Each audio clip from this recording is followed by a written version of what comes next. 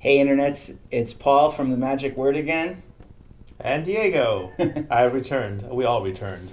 and today we're going to talk about a new spoiler from the Commander's 16 Coming in cards. November. That's right. One of the cards has been spoiled. And what is the name of that card, Paul?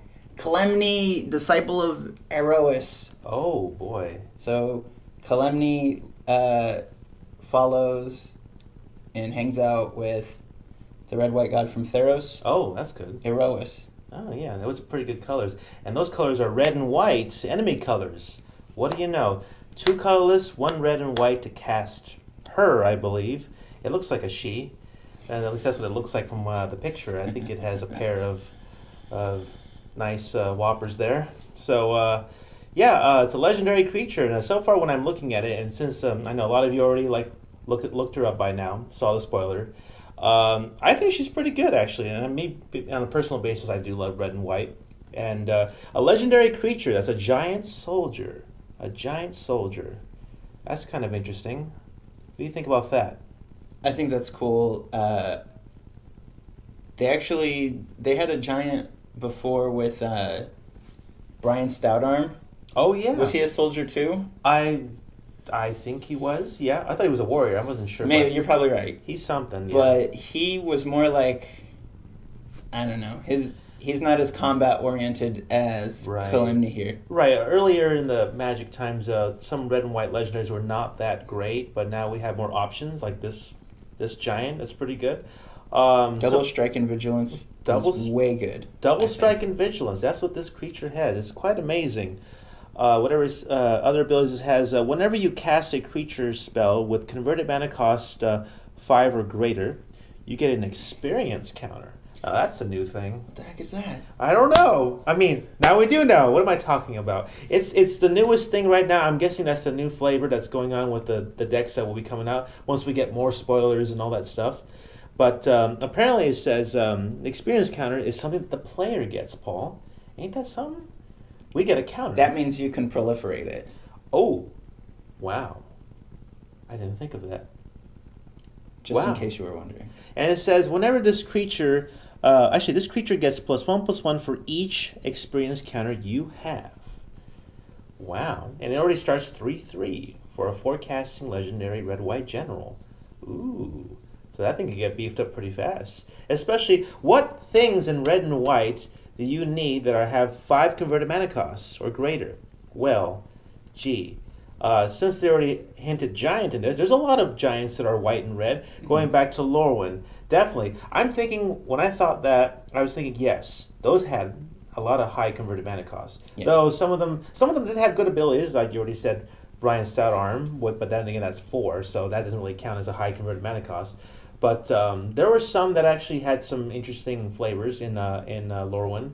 But that would be where I think you should look for high converted mana costs. For giants? For giants, yeah. Red and white giants, yeah. Well, also, what you could do is look for things that cost a lot, but you can get for cheaper, such as Ingot Chewer, which is a creature that you can evoke for 1 red. When it comes into play, you destroy an artifact, but it costs 5 converted mana costs. Oh. So you pay a red, destroy their Soul Ring, and then you get an experience counter. Oh, yeah. Yeah. That's right, the invoke stuff. It does see that, does it? Oh, Yeah. That's not a bad idea. Yeah. So, like, you just pay for its invoke cost, but it still sees the high converted mana cost come into play. Get the experience counter. Yeah, that's pretty good. Yeah, and it's not even a giant. It's an elemental, I believe, right? Yeah, Yeah. that's an elemental. Yeah, there's a lot of that stuff there, too. Yeah. And there's other things, too, like, I'm just trying to think. There's even angels that have high converted mana cost, too. I mean, it doesn't have to be necessarily a giant tribal theme. There's also Godo, Godo, who 6 to cast. is not a giant, but he will get an equipment. That equipment and double strike creatures go together so well. Wow, yeah. He also lets you get an extra attack step, Yes, he does. but only for creatures who get to untap or have vigilance, which Kalemne already does. Yeah. So she gets to benefit from attacking twice with Godo. Wow. Yeah, you can see that. Also, Aurelia. Yeah. There you go. You get another attack phase there for the first time it attacks. That angel, if you remember her. Definitely, and she's high converted mana cost as well. Yeah. So that's another experience counter there, and what's not to like with her? She's awesome. She's always awesome, and she has vigilance as well. That's pretty good. It's sounding pretty good so far. So a lot of these things with high converted mana cost, you don't get to till later in the game. Yes. Are you going to get run over before then? Hopefully not. You're going to have to find a way to ramp up with this stuff, such as definitely like Burnish Heart or something to add in, and then your own Soul Rings, of course, and all that. That's if you get that. But red and white's not really that keen on ramping. She also only costs 4. Yeah. So I don't think you're going to get run over too early, as long as you can play her on turn 4 every game. She does have double strike, so that's pretty good already. And vigilance. She can protect you even while you're attacking. That's right. Yeah, so that is true. I think she's really good because as long as you cover your very early game, as long as you don't get run over by something super quick, yes, you can play her, put up a good defense, slowly build up again, and you'll be able to play out your Godos, your Aurelias, and then you'll really be going to town with her as she gains experience points as well. Right, and you can still set the stage because you still have the power of white in it, so you don't have to cast right away. You can always just Wrath of God. True. Clear the board. Wait till turn 6 Wrath and then start your turn up. Exactly. Like even if you pay her till turn 5, but you just clear the board. Yeah. And that's already good because those two colors are pretty good with each other.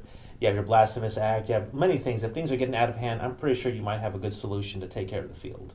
Probably. Yeah. So there's options. There's a lot of options there. So and plus, besides your Swords to Plowshare and your Path to Exile, those are just stuff that I would assume that some people would have on the side there. Yeah. So last week I talked about looking for a new red-white general that has to do with damage and stuff like that. Yeah. This card doesn't really fit into that theme. Yeah. So maybe the Spite Mares will have to take a break for a little longer, maybe a long time longer. But this general definitely looks cool. But it's giving you other ideas. I'll probably want to see what this general can do right away. Yeah, exactly. So far the spoilers are looking really nice. The one card is... we only got one so far. Well, yeah. I think it's still pretty good for a starter because it showed a good use of experience, I think. Yeah, the experience counter, that is. That's interesting and new, and I think that's pretty cool so far. So that's needless to say what other abilities they're going to show in the other decks, which we're all curious here, and we're just itching for more. Oh, yeah, and and her ability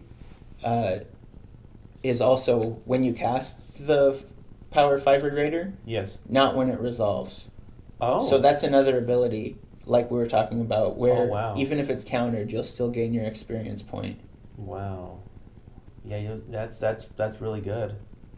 Yeah, that's pretty good. Amazing. And so if you guys like that, if you guys like experience points, keep watching our videos. You'll gain more experience points yourself.